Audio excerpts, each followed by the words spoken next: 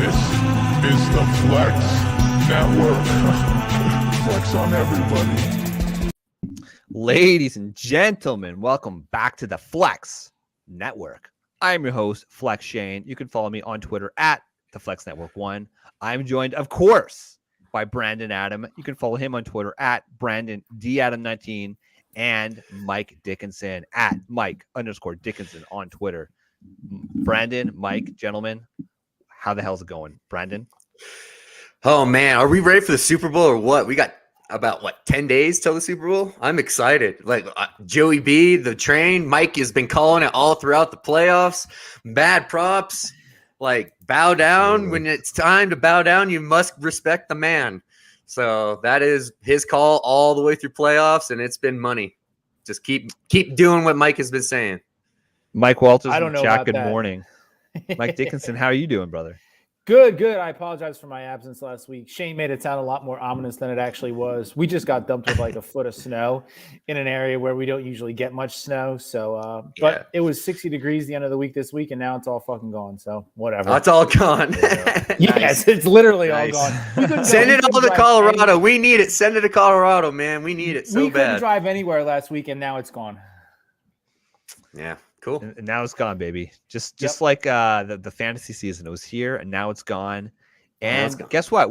We're looking back now, or we're looking ahead, I should say, onto 2022. Ahead. So today, specifically, we're going to do our intro show to the 2022 rookie class coming in. Yep. So this is for the listeners at home. This is going to be a general intro show. We're not going to get deep dive into players too much. No. We really want to just introduce you because I would say that, the three of us were pretty engulfed in the NFL season while it's here. Yeah. So while we pay attention a little bit to the college season, really this is a deep dive time, right? Yeah. And this is Brandon and I have been, teasing a little bit on some past shows, but Mike's finally gone home, done some homework, and we're finally prepared to talk rookies. So a little Brandon, I'm going to throw a little bit of rookies. Just, guys you need to watch out for, guys that you should start looking and doing your own research on. Because look, we're going to provide our opinions. We have differing opinions on these players, as we should.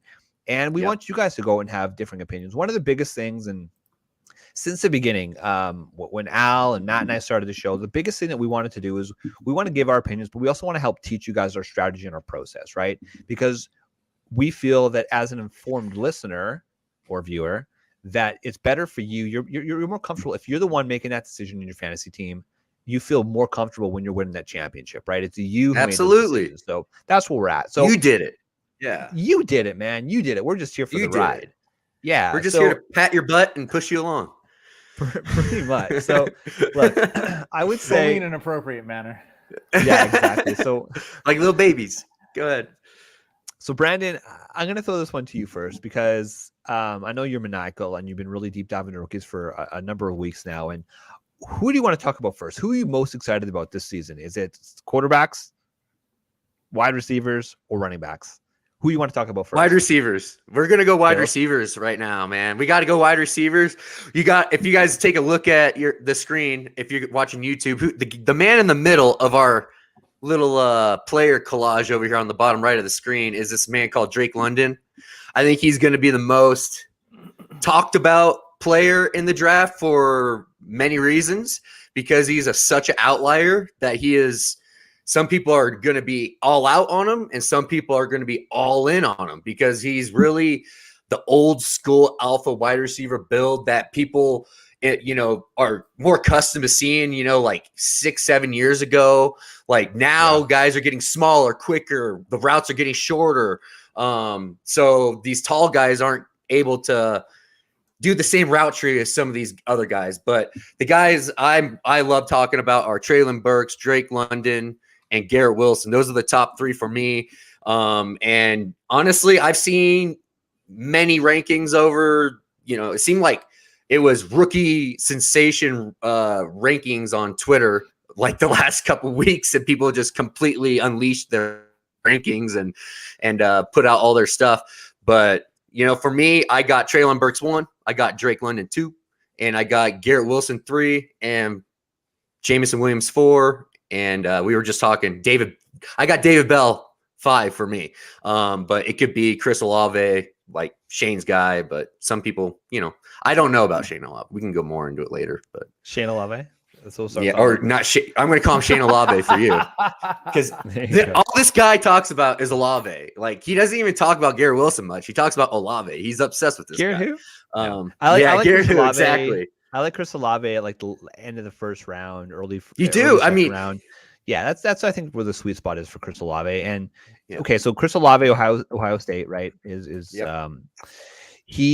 he's getting projected with round one NFL draft capital, and that's huge, he is, right? Because if surprising NFL teams, it is a little bit surprising. So let's not get ahead of ourselves here. Let's as an intro show, let's first of all let's introduce the cast. Okay, so I agree with you. Treylon Burks is probably going to be my number one wide receiver. So he's from Arkansas.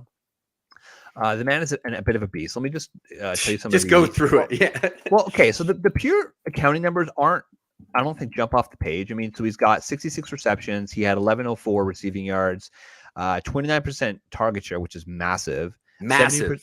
72% catch rate, and he had 11 total receiving touchdowns. In 2020, he had 15, right? So overall, I think that's pretty impressive. But the thing about Garrett Wilson that I love is when you look at today's NFL, who are the type of the players nowadays that are really making hay? And look, I'm a bit of a BMI, what's the right word? Snob. I'm a BMI snob. I love BMI, guys with high BMIs. And Garrett Wilson has a BMI of 29. So when you compare that to some of the other, let's call it true alpha wide receivers, like the new alpha wide receivers, you got AJ Brown, who's a BMI of 30.6, Deebo Samuel, who we know is lit the NFL on fire this year at 29.8, Chase Claypool was 29, and Laviska Shenault, who had a bad last season, but I still have faith, is 29. Oh, don't say it. I have faith in Laviska Shenault. So look, the way the NFL is going, you've got alpha wide receivers of that mold, right? But then you've also got more like the quick twitchy guys, the separators, right? So you've got both flavors this year at the top. You got it's awesome. Yeah, exactly. So you've got Treylon Burks, who's your BMI guy. You got Garrett Wilson, who is an absolute elite separator. I've seen him comp to guys like DJ Moore, Justin Jefferson in that camp. That makes a lot of sense, ladies and gentlemen. Yeah, they're great wide receivers. And then you have like your alpha, like your Mike Evans type guy and Drake London. So at the top, man, like you have some of these pretty elite wide receivers. So let's just talk about Treylon Burks a little bit. So Brandon, you had him as your one. Mike, have you watched any Treylon Burks? What's your initial take as you started to dive into these rookies on Treylon Burks? So the way that, and my process is a little bit different than your guys' process, to be 100% honest. So I've always taken, because I've never really done, or I've never done best ball at all, really. And I've never really gotten into this draft process probably until, sometime after the combine. I haven't really sat down and watched tape or anything like that. So a lot of what I've been doing has been based off of just, it's all secondhand. Always rocking the Eagles beanie, baby. If you saw my hat and what my hair looked like, you'd know why I'm rocking. Dude, same reason I threw a beanie on, dude. My hair was out of control this morning. I was like, I can't take a shower. It's too late. Like, I wish I had that problem, guys. I wish. Yeah, my kids were swimming lessons at 7:30 this morning, so there was no shower this morning. Wow, anyway, that's a grinding. Yeah. Dude, yeah, absolutely. I didn't get home until 12:30 last night either. So anyway, so my process has kind of been just read as much as I can about it. At the end of the season, this season, I picked up on the cheap a PFF subscription, and PFF does a ton in season on these college guys, but they also do a ton. Their draft guide is out already, so there's a lot of reading I've been doing on that. They've been doing a lot of reporting out of the Senior Bowl, and I just been listening to a lot. So kind of my top 5 looks pretty similar to you guys. I don't know that I've distilled it down yet where I have this guy above, this guy below. I think that they're all those guys There's that are tiers. at the top.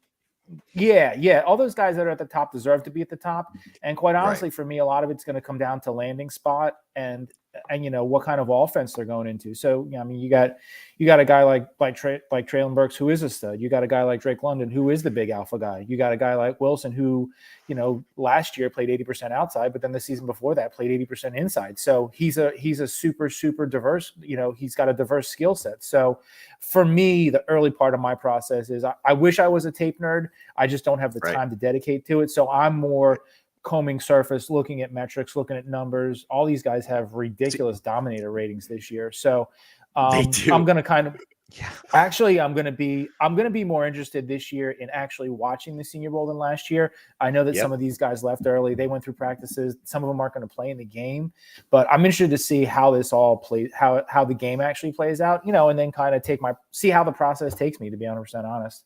Yeah, gotcha. I think what's interesting, Mike, you brought up the Senior Bowl. There really isn't any of these elite top prospects that went to the Senior Bowl this year, and it's kind of interesting, right? Like I'd say like the top guy is Jahan Dotson. He's got. Can't believe he didn't go. Some big.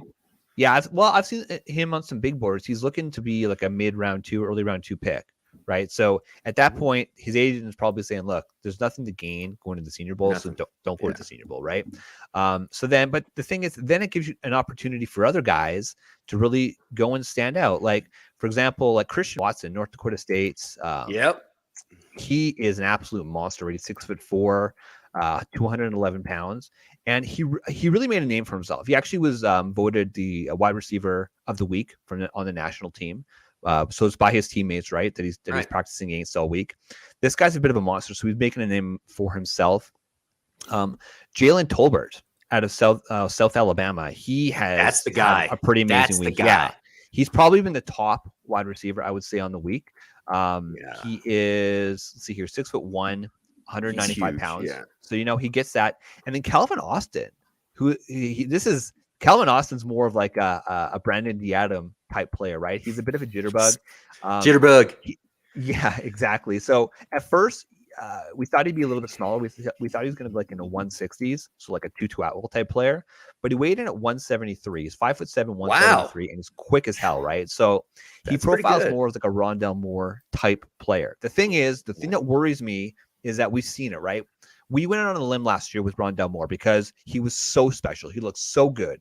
So, yeah, I mean, I know you did, but I think we were all high. Well, at least I was also high on Rondell Moore. I loved Rondell Moore. He was a hater from the beginning. Mike was notably not on Rondell Moore. And for good reason, right? Because, look, he was what right these guys for a second. Can do in college is not necessarily what they're going to be able to do in the NFL. And look, the jury's still out, I think, on his career, but it just gives me a little bit more pause looking at guys like Calvin Austin coming into the league when guys like Christian Watson, Jalen Tolbert at the Senior Bowl are impressing. So that matters to me. But again, like none of these top prospects were there. So it's going to be it's going to be tough. I can't wait to see them in the combine. Like once we see, like I like to watch guys move just because you can just see the real talented guys, the way they get in and out of their breaks, the way they set up people, look like you can just see the difference between athleticism between the first round and the third round guy. You can just see it unless that third round guy is just a piece of crap off the field and it just gets in trouble. And he's the only reason that's why he's a third rounder. Like, Tyreek Hill when he was a late rounder, like same kind of guy, like same thing, like it's just, you can just tell the elite guys when you watch them. Like I'm a guy that likes to watch tape. Like Mike is the complete opposite of me, man. Like he does everything by the numbers. He looks at the numbers. I look at talent. I feel like, I can see talent. Like I like being able to call guys. I got the eye. I like to make those calls. And, Rondell caught my eye last year. This year, it's going to be my guy from USC, Drake London. That is just when you watch him play, it just looks like he's playing against 12-year-olds. Like when he's up in the air, ripping the ball off somebody's helmet, it's pretty impressive. Like, but when you look at the separation numbers of Drake, you're going to be like, that's when you're going to hold pause and be like, okay, man, this guy is not creating the space that, a freaking Jameson Williams is doing. Jameson Williams is like running free all the time because of how good his routes are. Like he's just blowing past people. And that's just not the game of a guy like Drake London. And that's where the old school versus new school. A lot of the new school guys really like that separation number to be good. Like that's where it's going to cause pause for Drake London guys. Like that's where people are going to go, no way. Let's introduce people to Drake London. So Drake London, USC, he's 20 and a half years old. He's 6'5", 210 pounds. Yeah. He had a breakout age of 18.1. That's what you call elite. Brandon and I was talking about it before the show. A breakout age of around 19, like early 19 is kind of what you look for. but anything in the 18s, especially just turning 18, like that is absolutely elite. Okay. He had a 34.9% dominator rating. And for those who don't know, a college dominator rating is a percentage of the team's reception yards and touchdowns. So he had 34.9%.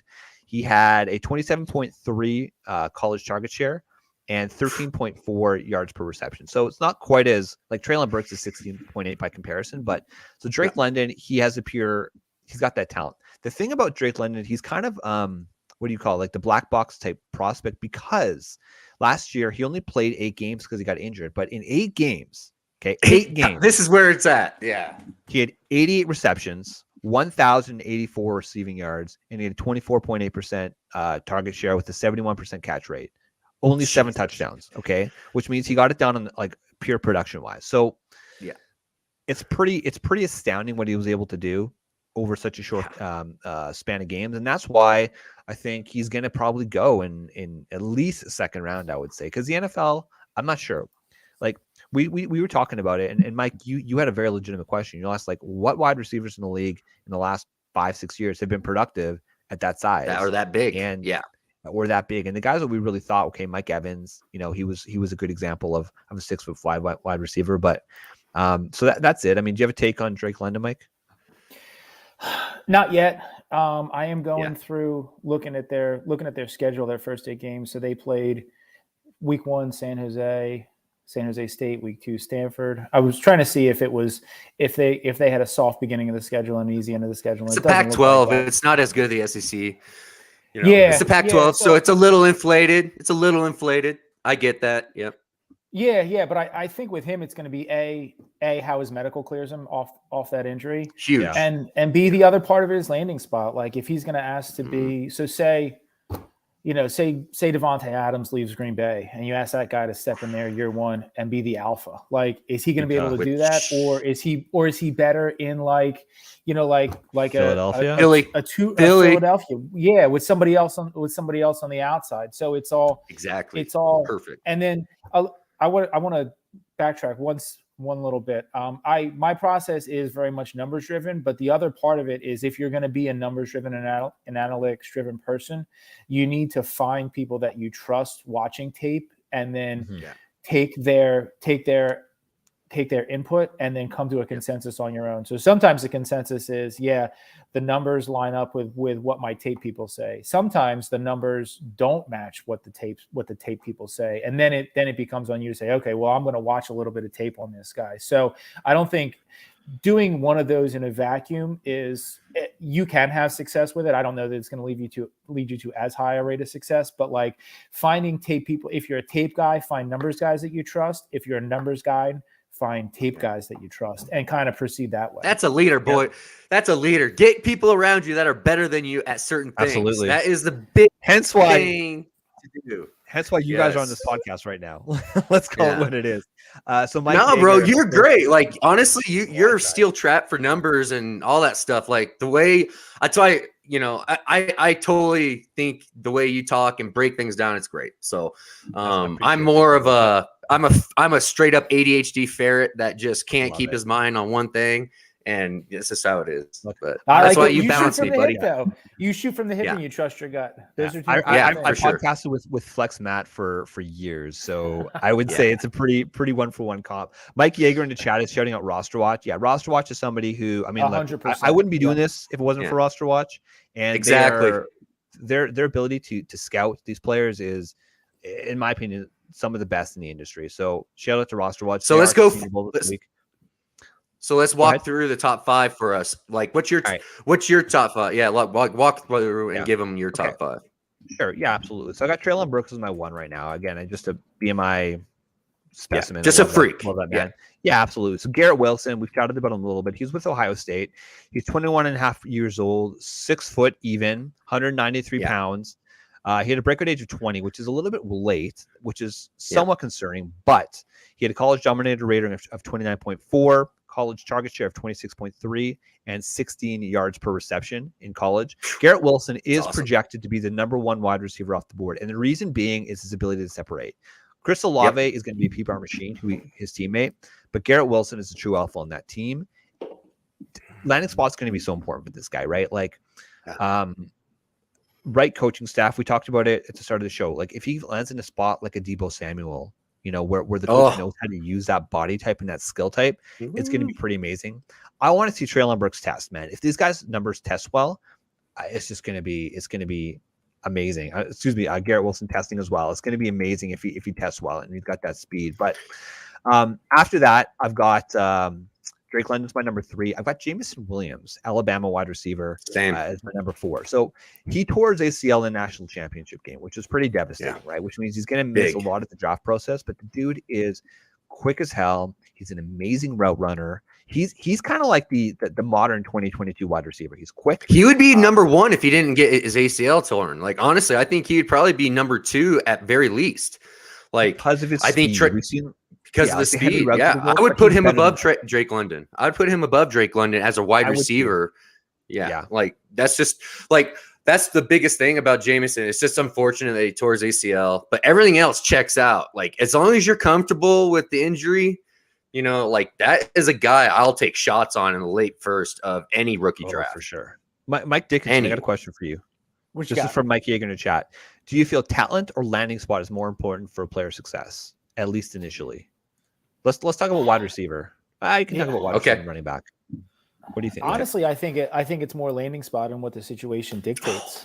Because I mean, all these guys are all talented. You know what I mean? Yeah. If you get a coaching staff that doesn't know how to use a guy, you look at somebody like who in 2019 was the top guy coming off boards as a wide receiver. It wasn't for the most part. It wasn't AJ Brown. For a lot of people, it was N'Keal Harry, and he got into N'Keal Harry. N'Keal Harry. He got into New England, got in not a bad situation, but like he got in a situation where he's slow. You're slow to get on the field. They didn't really got hurt. He got hurt, so he was slow to get on the field. But and he's never really kind of climbed out of that. But then you look at somebody like. Where AJ Brown landed, and he just blew up. You look at somebody like Deontay Johnson. He was a round three selection, and he landed in the perfect spot in Pittsburgh. And perfect he blew situation. Up. So you draft all Pittsburgh wide receivers, all of them. Oh my God, they are except James Washington. Except for James Washington. I was stealing him in 19. Yeah. So here's my opinion. Okay, I think for running back is far more important landing spot, right? For wide receiver, 100%. because we got burned by AJ Brown, I've taken a step back, and I think I trust the talent a lot more for wide receiver. The thing is that I think that N'Keal Harry just is not a good wide receiver. Like as a Patriots fan, I've seen all of his games. I just don't. He just didn't put it together at that next level. He wasn't smart. Extremely disappointing. He's not smart enough for the Pats. He's not. No, exactly. And here's the thing. I'll admit, when the Patriots drafted him in round 1 that year, I was dancing. I was excited. I'm like, yes, this is one of my top prospects. I'm so jacked for the Patriots. And then he was a dud, man, because guess what? He didn't get into that Tom Brady circle of trust. Okay. Nope. When Jacoby Myers was out producing him as a rookie, like there's something wrong with that. Okay. So that's how I would say, Mike. But after Jameson, actually, I'm just going to read Jameson Williams' stats real quick. So he's from read them Alabama. All, man. Yeah, he's 20.9. He's 6'2", 189 pounds, right? So he's not tiny, which is fantastic. Okay. He had a 31.1% college dominator rating. He had a 19.9 yards per reception, which is pretty astounding. Okay. So Jameson Williams, he really broke out in his final year. And look, it was disappointing. It was really disappointing. It was him and John Mechie. Mechie got hurt. And I think that's one of the reasons why Alabama didn't win a championship, right? They just 100%. Had their 2 players were hurt. And so Jameson 100%. Williams for number 3. And then running out my number 5, Jameson Williams number 4. Running out my number 5, it was between Chris Olave and George Pickens. George Pickens is good. He was hurt last year, so it's really hard to get a pitcher. George Pickens from Georgia, Chris Olave, like I said, of Ohio State. In today's NFL, I'm going Chris Olave in PPR leagues. In 0.5 PPR, I might lean George Pickens, but I don't play in any dynasty 0.5 PPR leagues, so I'm going Chris Olave. So Chris Olave, George Pickens is a name that I think is going to be an ultra value in the second round of drafts, with rookie drafts, because he actually has the stature of an alpha wide receiver 1 on the outside. Yeah. He has that. He's just got boring ass tape, man. Like he's just good. Like he's just good. He doesn't like do anything that makes me go, wow. Like when I'm watching, when I'm watching Traylon or a Drake or even a Garrett Wilson, you just see explosive plays, man. You just see like why people have them at that rank. And with George Pickens, I just think he's like a 1990s wide receiver one. Like, like he's old school wide receiver one, and he'll get you that third down catch for you. He'll get you 10 touchdowns a year. Like he just doesn't I don't know. He just doesn't. He's not electric to me. Yeah. So George Pickens had an 18.5 breakout age. So that's one of the reasons. That's good. Right? Obviously, he didn't do much in that last year. And then just to round it out, I'll read it real quick. So I got number 7, Jahan Dotson. 8, David Bell. Number 9, your boy, Michael Yeager. Justin Ross from Clemson. And then number 10, I got John Menchie at number 10, but it's tough, right? Yep. At that stage, like, look, to me, it's really a top 5 or 6. Like, that's really where the talent's at this year for wide receiver. So I do want to touch on the running backs today. Yes, we will right next. Wide receiver. So does anybody have do you guys want to add anything to the wide receiver list I just listed off? Anybody that I'm missing? No, I think we're really on that. Yeah. Yeah, Sky Moore is the only other one that I would mention. Yeah, he's a Western Michigan. He kind of paled a little bit with Dwayne Eskridge in 20, but he came back, reemerged last year. Wandale Robinson too. Yeah, Wandale Robinson's up there. He's got the Justin Ross thing. The Justin Ross thing is interesting. He outproduced T. Higgins, Amari Rodgers, and Hunter Renfrow when they were all at Clemson together. Why is everybody so off of him? Like just injuries? Just that's it? Yeah, he congenital fusion condition in his neck and spine forced him to miss the entire 2020 season. So that will cause you to drop in drafts. Yeah, well, but then Clemson's offense was just off this year. So with no Trevor Lawrence. No Trevor Lawrence. So he and his sophomore year in 19, he led the team in receptions. He had 66 catches his sophomore year. So the talent's there. He was healthy, but the offense was just terrible. So I think it kind of leaves people with a bad taste in your mouth. I think what's going to be really interesting is that one of the big parts of Indianapolis, like when the players go to the combine, is they have that medical aspect of it, right? They have insane medical equipment in Indy, and so I think that if teams are comfortable with Justin Ross and he gets day 2, let's call it day 2 draft capital, round 2, round 3 draft capital, I think I'd be comfortable with him, right? If he falls, chances are it's not going to be because of the talent, it's going to be because of the health. And so a team might get a steal, but at the same time, it's like Terrace Marshall. It's like a Terrace Marshall situation. Like, exactly. As soon as Terrace Marshall's ankle cleared out, like he rocketed up boards, and that probably was a bad thing, but like everybody, Terrace. A bad thing. I know, I understand. I'm not completely over Terrace Marshall, man. I think, we just need a quarterback to land there that's actually going to throw the ball to the right team. Throw the ball to the right team and get Christian McCaffrey out there, and that whole offense is going to change. I've heard Jimmy G as a potential fit. Dude, that would be I would be okay with that. Yeah, I'd be okay. That would be a great fit, especially for DJ Moore. Like that's a great fit for DJ Moore. Just give him a competent ass quarterback, a 15 to 23 level quarterback in the NFL. If Jimmy goes to Tampa Bay, I'm all the way out on Jim. That is the wrong system for Jimmy G.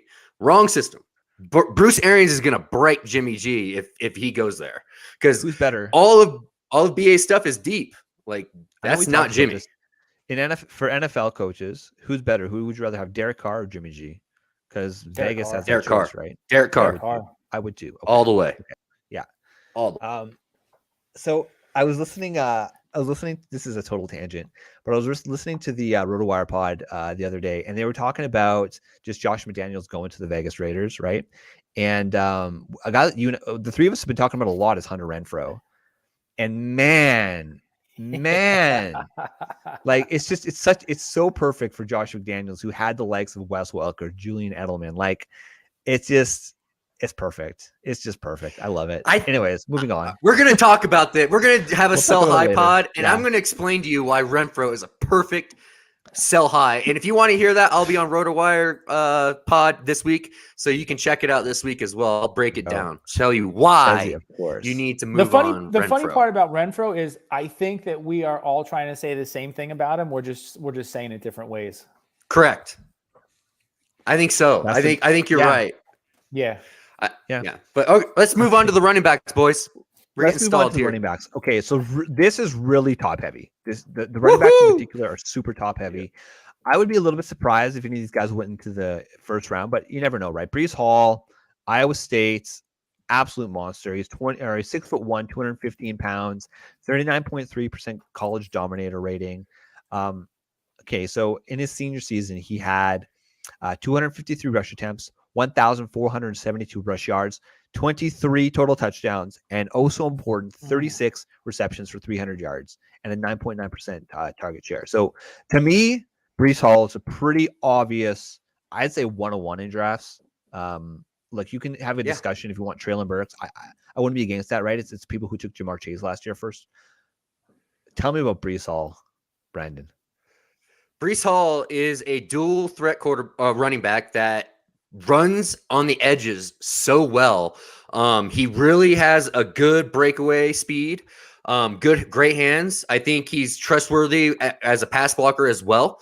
I think he's going to be instant start. As soon as anybody drafts him, start. I think he has that. But I think he's limited inside the tackles a little bit. I think he's better on the edges on the outside zone runs. I think he's much better at that than he is running right through the gut.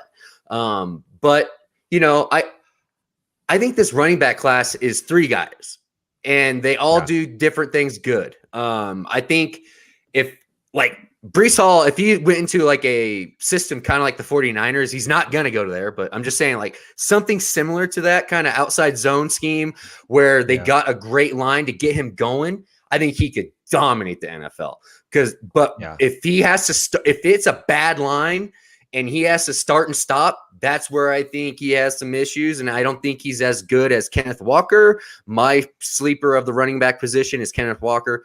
I think he's the best pure runner in this draft, inside and out. It's just his hands are the issues. But Breece Hall, dude, total. I think he checks everything off. I can't wait to see what he runs in the combine. If he runs anywhere in the 4.4s, I'm all in. I think he's the 1-1. Yeah, I think he's the 1-1. He's the safest. I think he's the safest pick of anybody in this draft. Let's just say that. Is he 1-1 even in a super flex? Yeah. Oh yeah. Yeah. Dude, honestly, I'm so out on these quarterbacks. Like I don't know.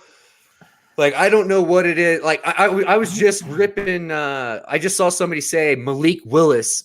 If he lands in the best spot, he'll be the 1-1 as super flex. I'm just like, why are we forcing this? Like, I get like, why are we forcing the quarterback position if these guys aren't checking the boxes all the way in the pre-draft? Why are we forcing it? Especially when you got a super safe guy like Breece Hall.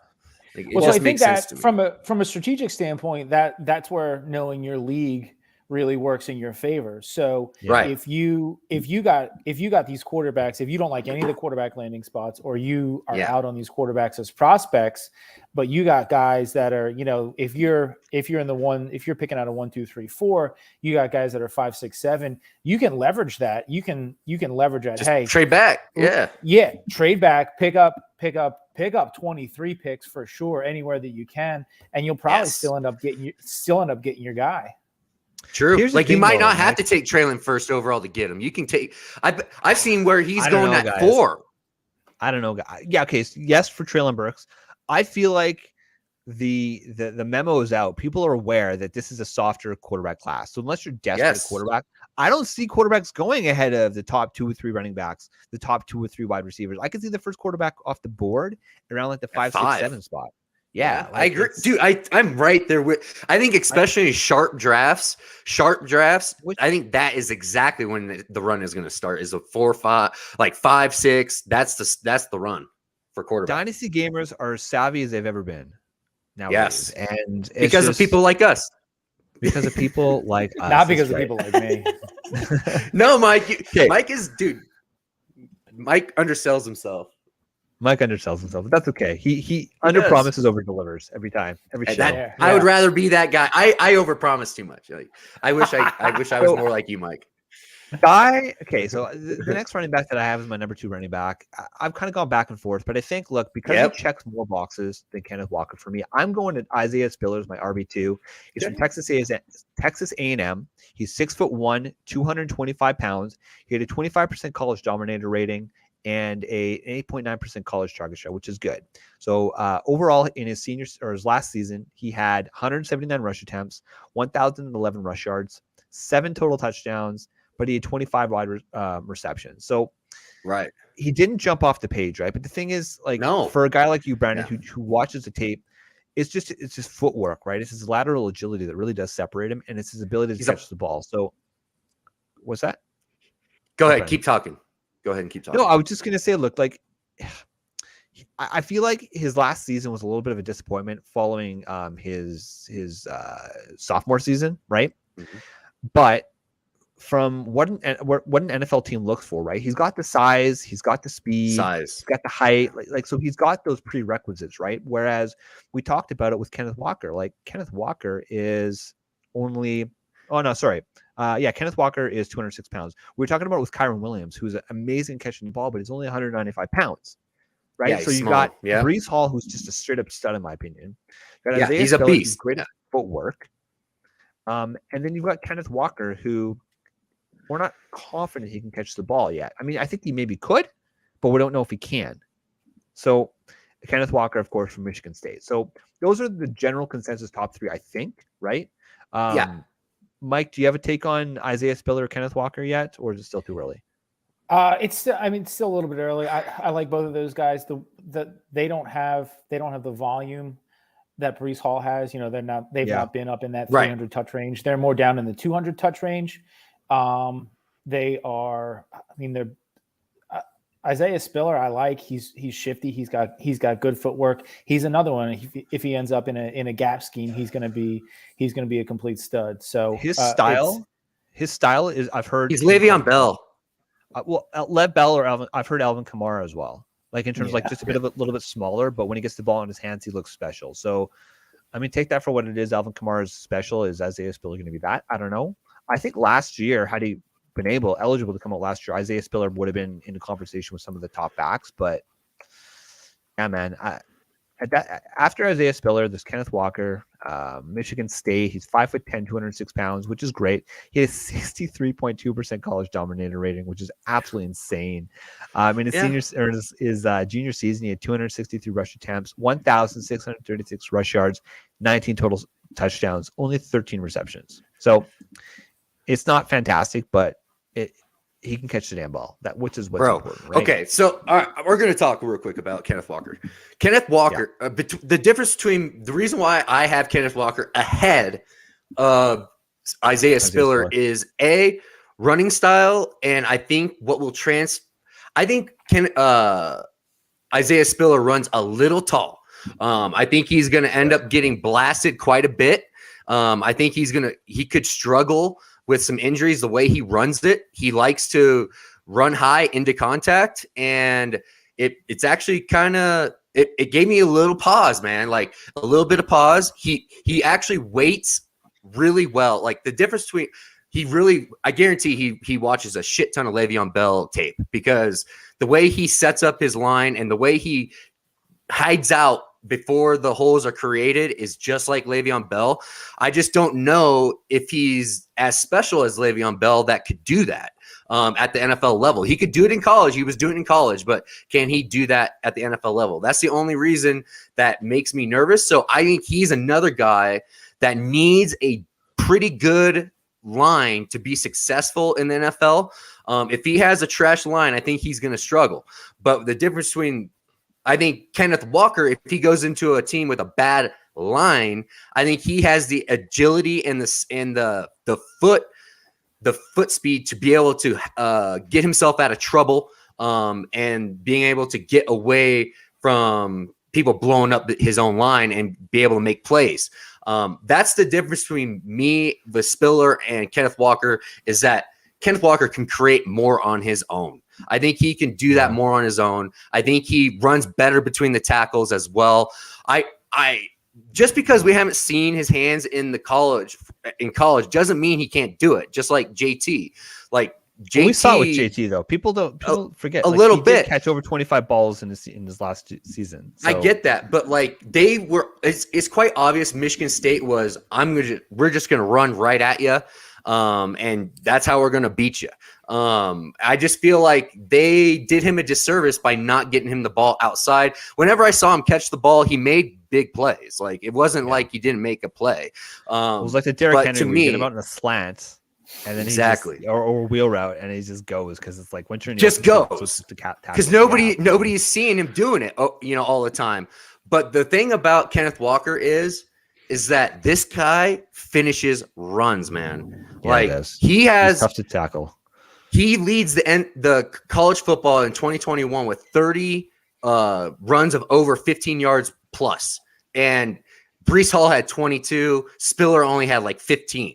So he's literally doubled up Spiller on the breakaway runs and finishing capability. That to me, that means in the second, he has the speed to break away from the safeties and linebackers to get away in the second level. That's where I see Spiller kind of struggle. The thing, okay, so go ahead, Mike. You were going to say something?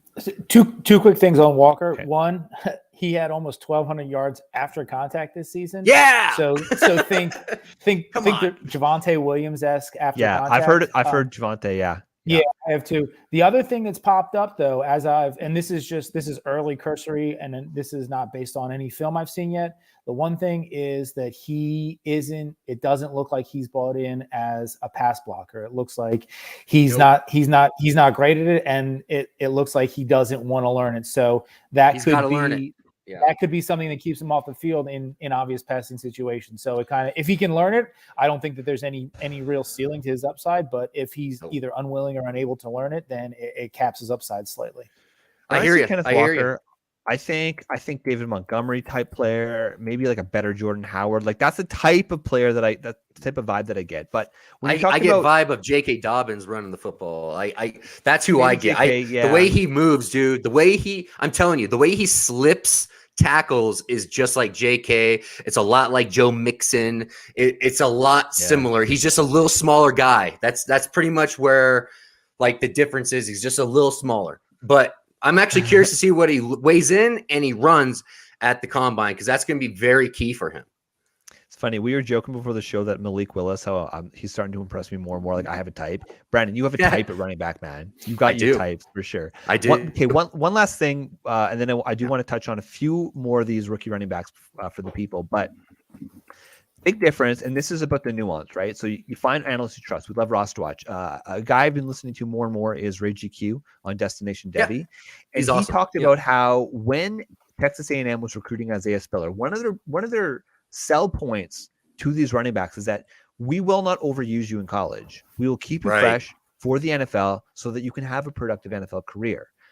So there's something to be said about that, right? When we're talking about Kenneth Walker had breakaway runs, he had 263 rush attempts versus Isaiah Spiller's 179. So he had almost 100 more opportunities for those breakaway runs. And he had 10 more than him? So 15. It's close to 15 more.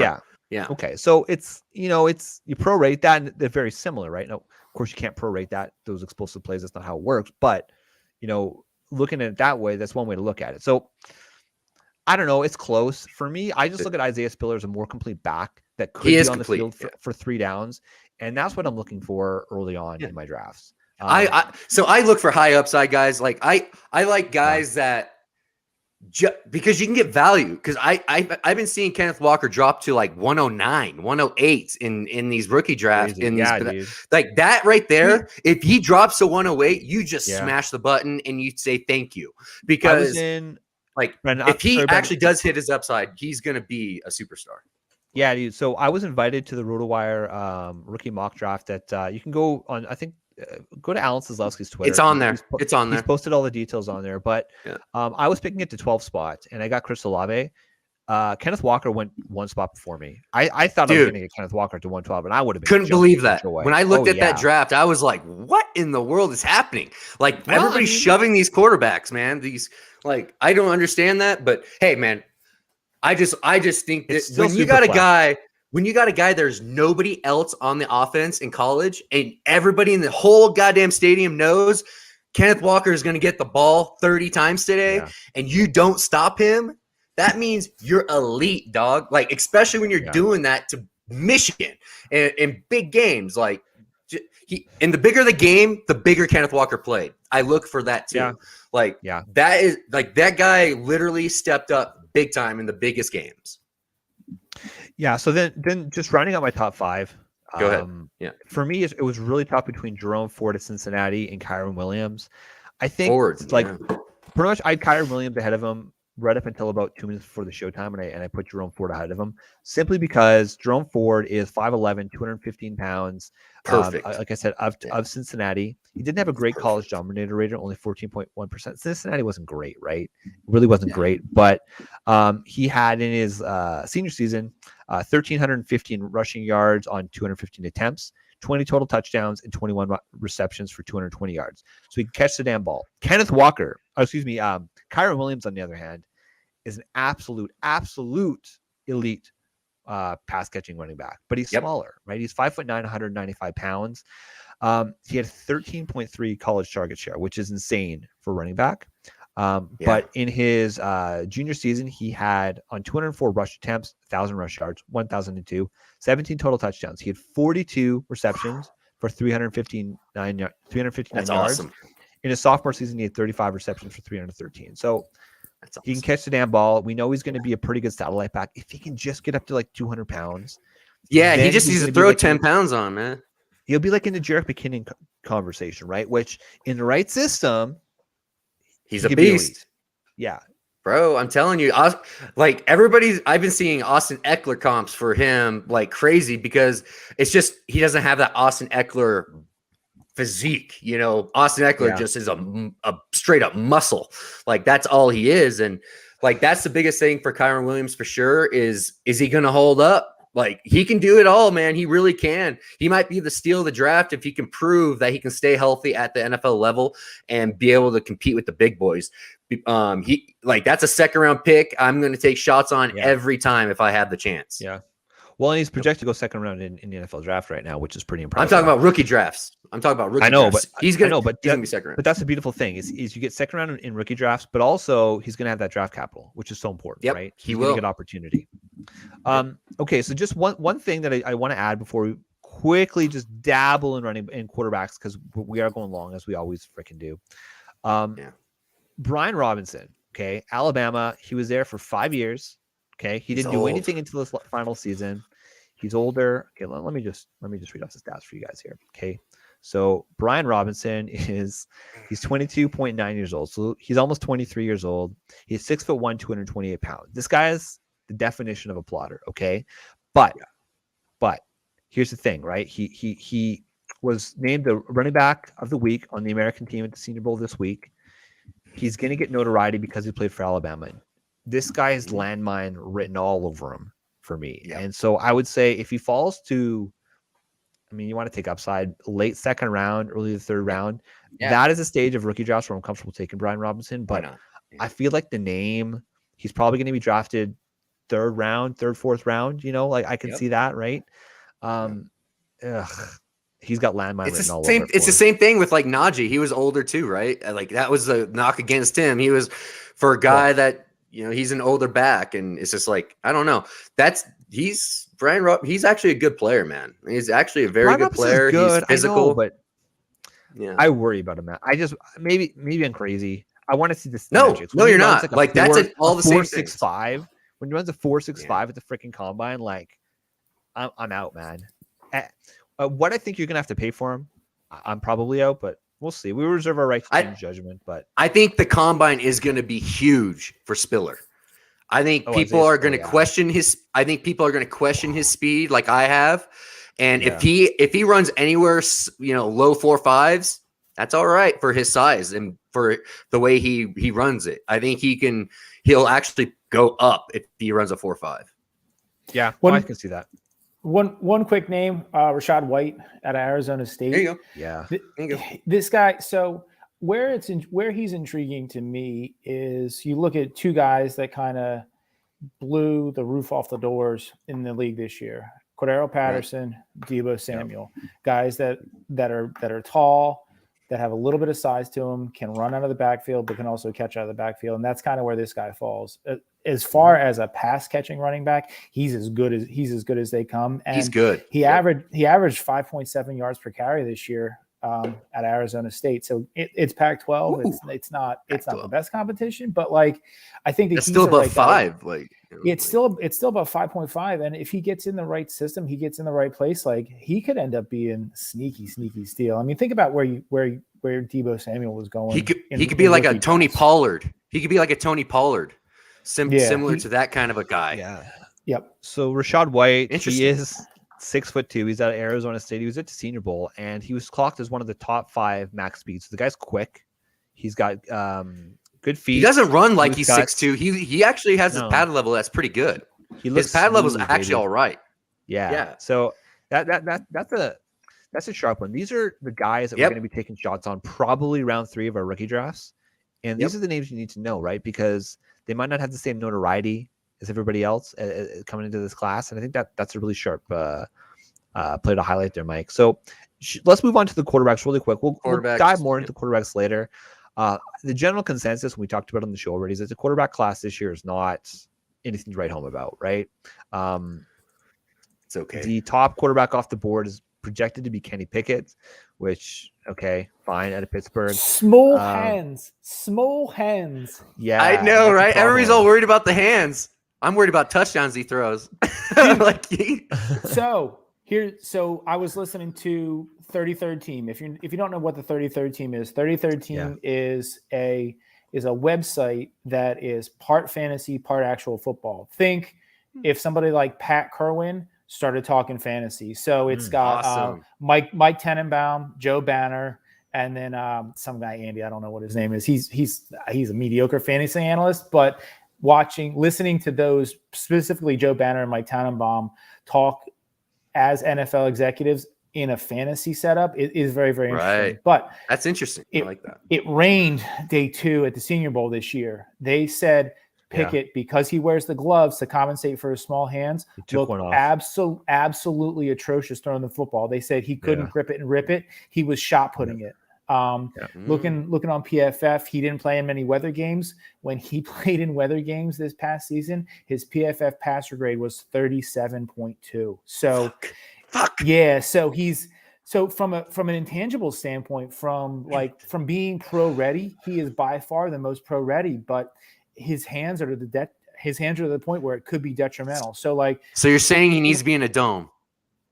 But even if he's in a dome, so if he's in a dome, say he goes NFC North, say he goes to the Vikings, he's still got to play. He's still got to play outside Baltimore, in Chicago. He's still got to play Baltimore. He's still got to play. He's still got to play. You pissed me off, man. You just pissed all over my, you just put a huge wet blanket all over my stuff by just saying what you just said about his. I'm sorry, but Wednesday practice was, I think, the rain practice, and he was throwing wobbly balls, he kind of just throwing ducks, which wasn't great.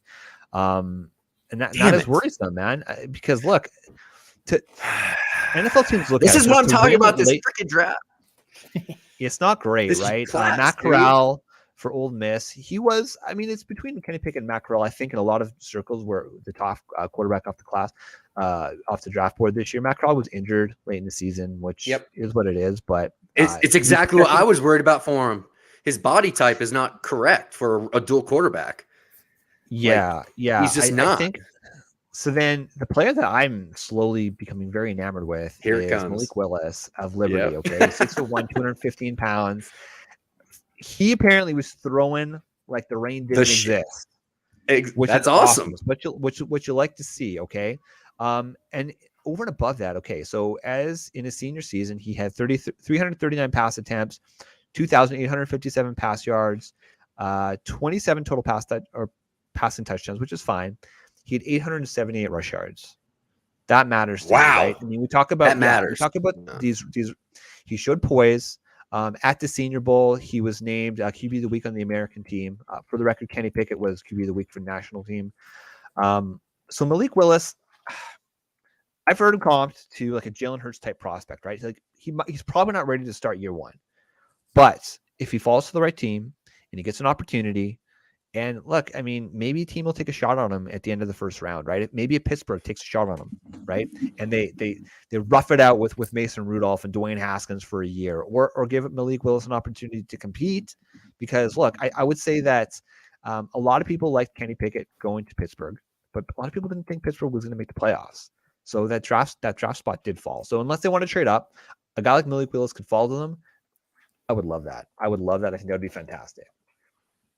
It's just it's so he's such a different quarterback than what we were so used to with the Steelers, right?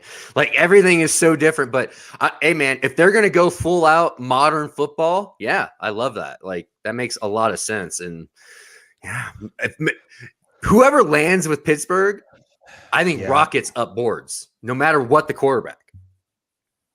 Yeah, no, absolutely. I think situation is going to be more important than anything else with this draft class of quarterbacks. I think it's going to be coaching staffs who can develop these guys, because these guys are not finished products at all. They're not Trevor Lawrence's. Like they even a Mac Jones, like they're not even a Mac Jones. Like these guys, you know, the closest comp is Kenny Pickett is a Mac Jones, but I think Kenny Pickett is better throwing outside the pocket than Mac Jones is. He's a little bit more athletic. He can really change his arm angles a lot. Even with those small hands, man, he's throwing it at different angles. And I that really pissed me off that he might, you know, like it sucks because I kind of like Pickett. I really like how he plays. Dude, and the fake slide swagger. Oh my God. Oh, dude, like who does that? Like, come on. I literally had to change the rule because of that, because of him. Like I love trailblazers like him. That's so good. But here you go. I don't Talk know, to man. me about Carson Strong, Mike.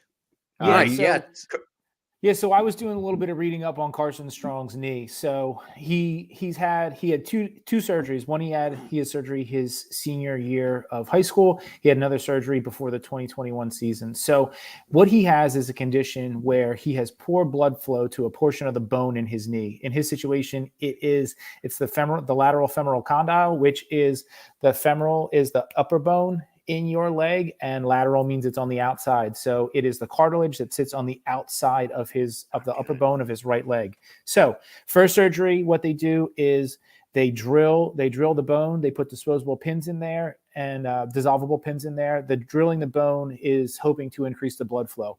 In this situation, that didn't take. So what they did is they came back before the 21 season and gave him a cadaver cartilage graft. And there was also some speculation that they did a bone graft from his hip into his leg. That supposedly took. They went back in and did a quick cleanup.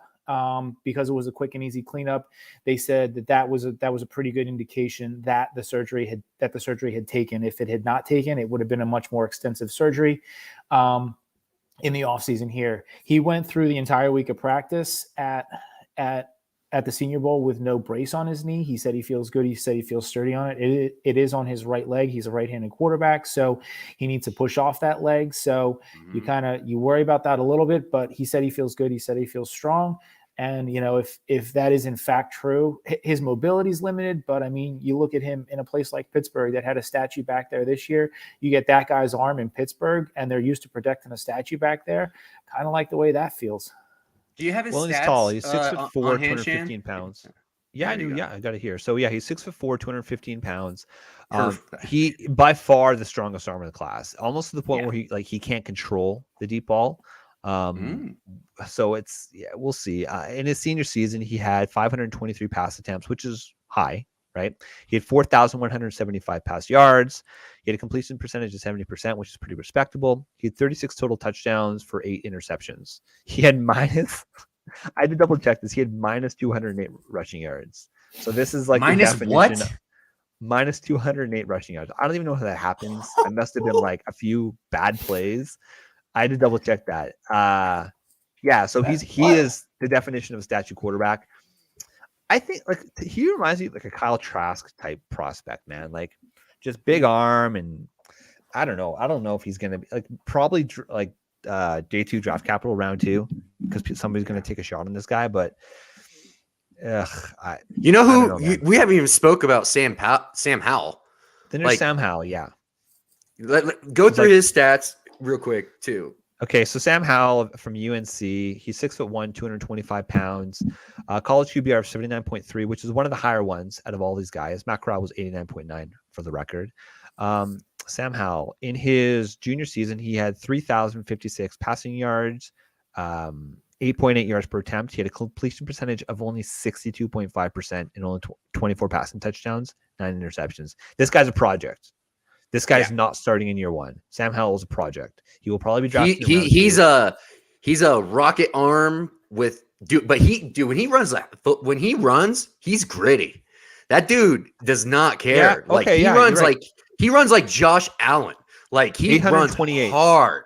Yeah, 828 rushing yards. Yeah, so that was one thing that's one thing that impressed the hell out of me with him was just his gritty. Like he's gritty. Like he's the kind of guy that will get knocked down and get back up and smile about it. Like that's his tough. He's super tough guy. He can throw off different platforms, like you said though, but he sprays it. Yeah. So he's definitely a project. Honestly, the only quarterback I think that can start is Pickett. Like that's the only one. Maybe Matt Corral. But Matt Corral what was his injury though? Like he had a major injury in the bowl game. But he's gonna drop. He's supposed to be. I think it was his ankle or leg. I can't remember off the top of my head here, but pretty sure he broke his ankle. It was an ankle. Okay. I think my understanding is that it wasn't a major ankle break though, right? I think that he should be available come combine. That's what I've heard. Come combine? So wow, that's awesome. So we'll see. It didn't look like he was going to make that. If he makes that, he's going to be able to salvage himself, but I think he's tanking right now. This was from a couple weeks ago that I read that. So it could change. It could change. Awesome. Perfect. I would love to see him there. I would love to see him there because I want to see him in those spandex, dude. I want to see what his body looks like. Because honestly, if he's running the way he does, like at Ole Miss in the NFL, I think he's Marcus Mariota. Like he reminds me of Marcus Mariota and the body type. That's who he reminds me of. And what happened to Marcus Mariota? Every single time he ran it, he gets injured. Like it just he pulls hammies, he rolls an ankle, he gets just destroyed. Like that's who I see with Matt Corral. Like he is exactly Marcus Mariota. Yeah, just shorter. He's 6'1", 205 pounds. He's not big. He's not. Keep an eye on Desmond Ridder on the back half of this draft process. Yeah. Look at draft. I mean, you can wolf him, but his stock. The reports coming out of Mobile are his stock jumped up, and I think he's going to be another one of those guys that as the draft process winds through, and you're looking for reasons to pick guys off. You got Kenny Pickett's hands. You got Corral's injury. You got Howell, who is one look and run. Like they asked him to do a lot in that Cincinnati office. They've asked him to do a lot with complex route progressions, and he did well with it. So I think that as he gets more looks from pro teams, his stock is going to continue to rise. He's slight. He's like 6'4", 215. He's a slight guy. So you worry about that, but he could end up shocking some people. Weight is not the issue to me, especially NFL. Like, dude, guys put on 10 pounds in their first year every time. Like, it's just that's what you do in the NFL when you get that nutrition, you get the good, you eat good because you're rich as shit, and you know how to fucking you literally can. Like you got a nutritionist, you can eat the best food, you can have the best workouts, you can do all that. Everything is structured. Like honestly, weight is not an issue to me. Like that, if they have the mental, they could put the weight on. Like it's not that hard. Yeah. So some of the feedback I've read is that he's got good mobility, but he's not great at throwing the ball on the run. So take that for what it is as a quarterback. And, dude, modern NFL football. That's honestly one of the biggest things I look at is how guys throw it outside the pocket. Like how do they look when the play breaks down? Are they a one look runner like Howell, like you said, or are they creating? And I think that's where Kenny Pickett has that in spades. Like the way he throws it off script, I don't think there's anybody better in this draft. And that's just my Desmond Ridder? No, I said Kenny Pickett. Oh, Pickett. Okay. Oof. Scared me there for a second, Desmond Brian. Ritter. Desmond Ritter. I really don't have inside my top 5. Like he's like 6, 7. He's a project. He's another project, I think. But guys, we're well over an hour, so let's end it there. Mike, you sounded like you had one last thing you wanted to get out before we go for it. Here. Detroit has LA's first round pick this year, so I wouldn't be surprised to see Detroit take a quarterback there, kind of like what Baltimore did in the Lamar situation. So Malik Willis. Honestly, I think if Malik Willis goes anywhere, he could go to Washington. I heard that Rivera looks at him with similar traits to what Cam Newton had, and they think that they could run that offense similarly to what they had with Cam there. That was just. Are you talking I about like it. Like, are you talking about the 31st overall pick or the 32nd overall pick? I'm talking about the 31st overall pick. Oh, yeah. Because Cincinnati will have the 32nd overall pick. There we pick. go. Okay, boys. Dude. Yeah. I think we'll probably have a show before next week. But as of right now, Brandon, where are you leaning? Cincy or LA? It's good. I'm leaning LA. Aaron Donald is going to be too much, man. Yeah. I think he's going to absolutely be in the backfield every play. It's going to be Mike's rough. On Cincy. I'm on the Rams as well. I think it's going to be fun. I think the Rams are just too. And Mike will win again. Mike's going to win again. Mike's smiling. Like let's we can make a bet right here. We can make bets right now. You want to make a bet, Mike? Let's make a bet. Sure. I got your Venmo. I got your Venmo. Let's throw a hundy down. Ooh, let me think about that one. Okay. Yeah. We'll get back to you. That's going to be our cliffhanger. Will Mike _Dickinson accept a bet next week? All right, boys. All right. Brandon, how do the good people find you? Brandon D. Adam 19 on Twitter. Hit me up. Mike. Same platform, different handle. Mike _Dickinson. Of course, I am Flex Shane. You can follow me on Twitter at the Flex Network 1. So for Brandon, for Mike, I'm Flex Shane, and we are the Flex Network. This is the Flex Network. This is the Flex Network. Flex on them. Flex on everybody.